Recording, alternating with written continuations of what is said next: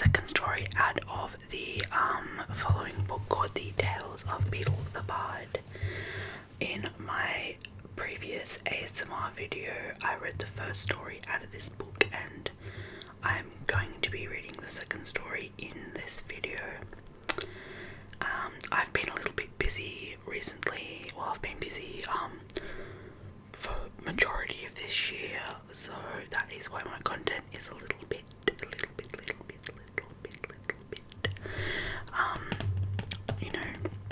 not as much as what some other ASMR artists or content creators post, and I feel really bad for that, but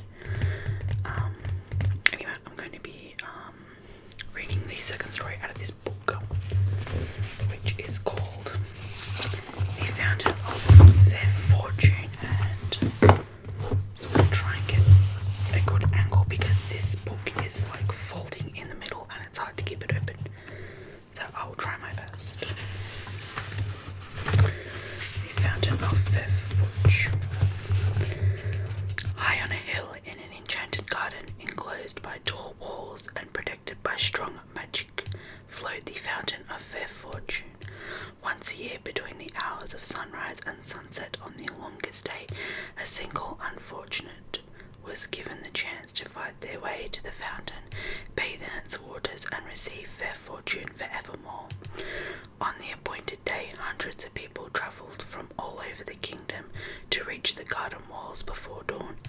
Male and female, rich and poor, young and old, of magical means and without, they gathered in the darkness, each hoping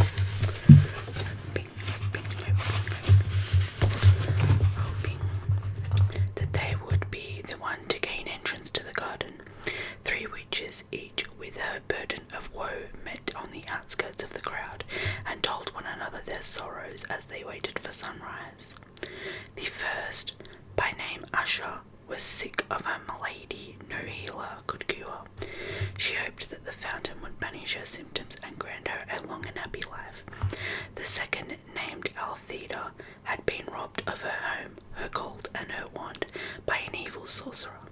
She hoped that the fountain might relieve her of powerlessness and poverty.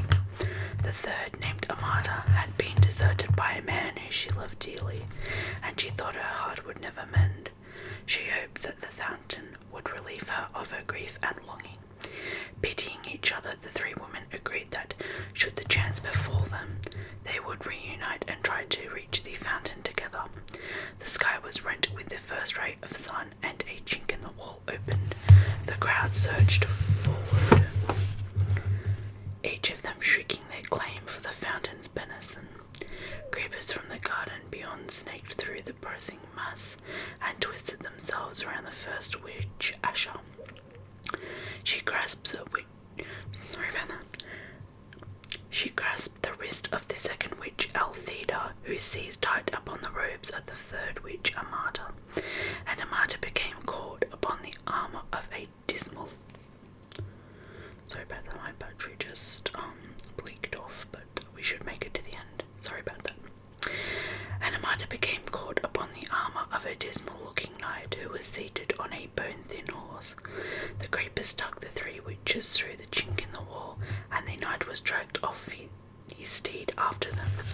The furious screams of the disappointing throng rose upon the morning air, then fell silent as the garden walls sealed once more.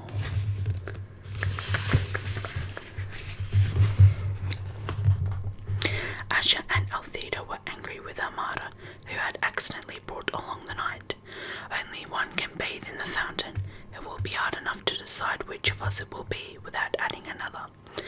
Now Sir Luckless, as the knight known in the land outside the walls, observed that these were witches, and having no magic, nor any great skill at justing or duelling with swords, nor anything that distinguished the non-magical man, was sure that he had no hope of beating the three women to the mountain.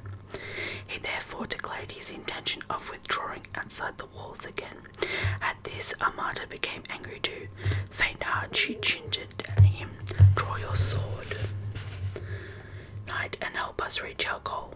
And so the three witches and the forlorn knight ventured forth into the enchanted garden, where rare herbs, fruit, and flowers grew in abundance on either side of the sunlit paths. They met no obstacle until they reached the foot of the hill on which the fountain stood. There, however, wrapped around the base of the hill was a monstrous white worm, bloated and blind. At their approach it turned a foul face upon them and uttered the following words: "Pay me the proof of your pain." Sir Luckless drew his sword and attempted to kill the beast, but his blade snapped. Then Althea cast rocks at the worm, while Asher and Amata essayed every spell they might subdue to or entranced it. Sorry about that. Read that wrong.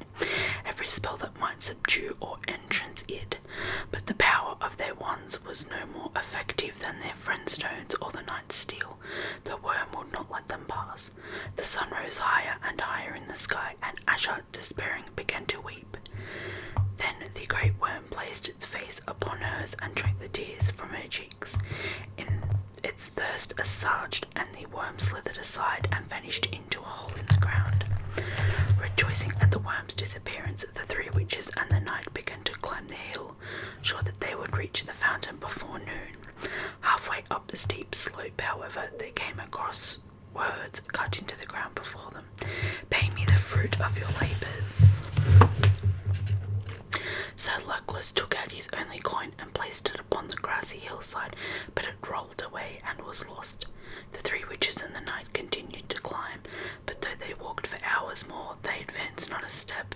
The summit came no nearer, and still the inscription lay in the earth before them. All were discouraged as the sun rose over their heads and began to sink forwards the far horizon, but Althea walked faster and harder than any of them, and exhorted the others to follow her example, though she moved no further up the enchanted hill. "Courage, friends, and do not yield," she cried, wiping the sweat from her brow. As the drops fell glittering onto the earth, the inscription blocking their path vanished, and they found that they were able to move forwards once more. Delighted by the removal of this second obstacle, they hurried towards the summit as fast as they could, until at last they glimpsed the fountain glittering like crystal in a bower of flowers and trees. Before they could reach it, however, they came to a stream that ran around the hilltop, barring their way. In the depths of the clear water lay a smooth stone bearing the words, "Pay me the treasure of your past." Sir Luckless attempted to float across the stream on his shield, but it sank. The three witches pulled him from the water, then tried to leave the brook themselves, but it would not let them cross, and all the while the sun was sinking lower in the sky. So they fell to pondering the meaning of the stone's message, and Amata was the first to understand. Taking her wand, she drew from her mind all the memories of happy times she had spent with her vanished lover, and dropped them into the rushing waters. The stream swept them away, and stepping stones appeared, and the three witches and the knight were able to pass at last onto the summit of the hill. The fountain shimmered before them, set amidst herbs and flowers rarer and more beautiful than they had seen yet. The sky burned ruby, and it was time to decide which of them would bathe.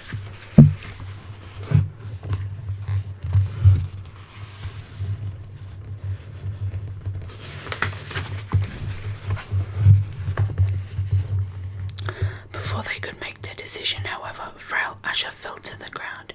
Exhausted by their struggle to the summit, she was close to death. Her three friends would have carried her to the fountain, but Asher was in mortal agony and begged them not to touch her. Then Althea hastened to pick all those herbs she thought most hopeful and mix them in Sir Luckless's gourd of water and poured the potion into Asher's mouth. At once Asher was able to stand. What was more, all symptoms of her dread malady had vanished. "I am cured," she cried. "I have no need of the fountain. Let Althea bathe." But Althea was busy collecting more herbs in her apron. "If I can cure this disease, I shall earn gold aplenty. Let Amata bathe." So Luckless bowed and gestured Amata towards the fountain, but she shook her head. The stream had washed away all regret for her lover, and she saw now that he had been cruel and faithless, and that it was happiness enough to be rid of him. "Good sir, you must bathe as a reward for all your chivalry," she told Sir Luckless. So the knight clanked forth in the last rays of the setting sun and bathed in the fountain of fair fortune, astonished that he was the chosen one of hundreds and giddy with his incredible luck. As the sun fell below the horizon, Sir Luckless emerged from the waters with the glory of his triumphant upon him, and flung himself in his rusted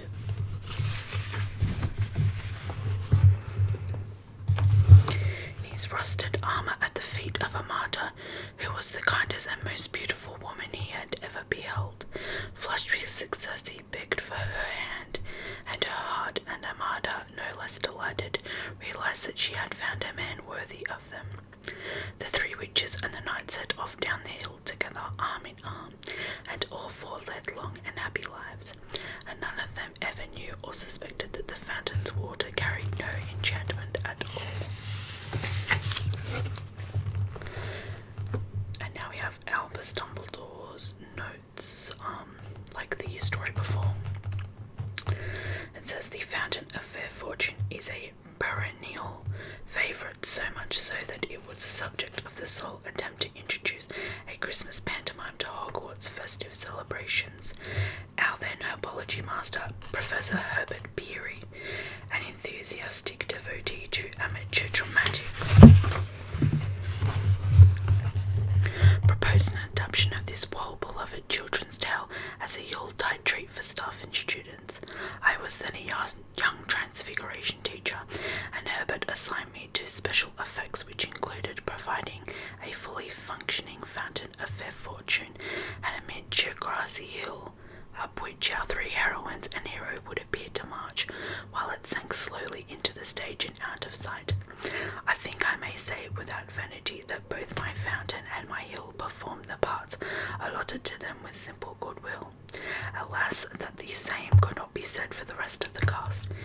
Ignoring for a moment the antics of the gigantic worm provided by our care of magical creatures teacher, Professor Sylvanus Kettleburn, the human elephant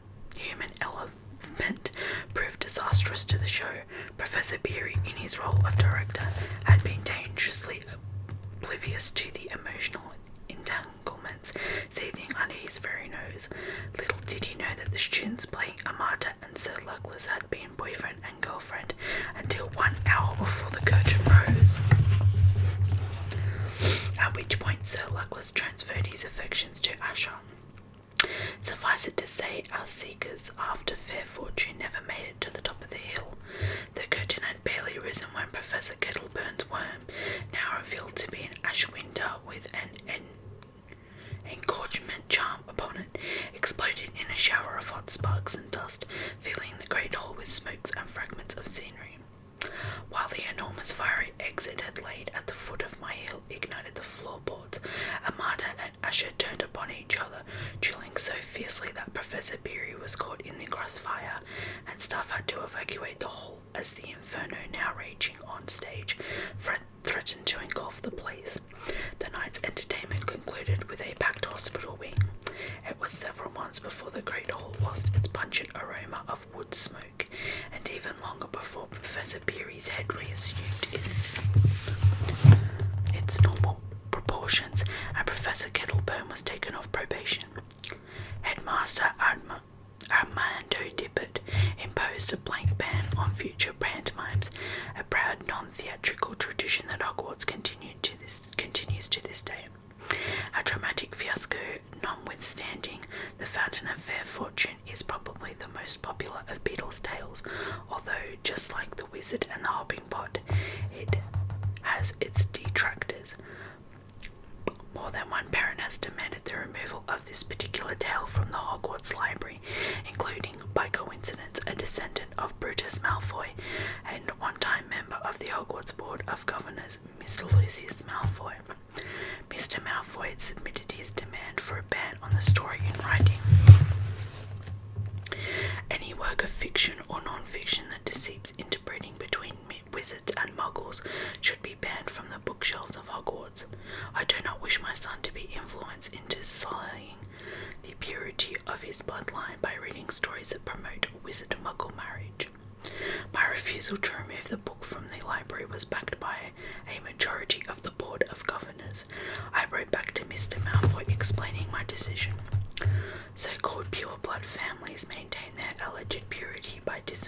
vanishing or lying about muggles or muggle-borns on their family trees. Then they attempt to voice their hypocrisy upon the rest of us by asking us to ban works dealing with the truth they deny. There is not a witch or wizard in existence whose blood has not mingled with that of muggles, and I should therefore consider it both illogical and immoral to remove works dealing with the subject from our students' store of knowledge. This exchange marked the beginning of Mr. Malfoy's long campaign to have me removed from my post as headmaster of Hogwarts, and of mine to have him removed from his position as Lord Voldemort's favourite Death Eater. And that is the second story of Tales of Beedle the Bard. I'm just going to see how many stories we have in total.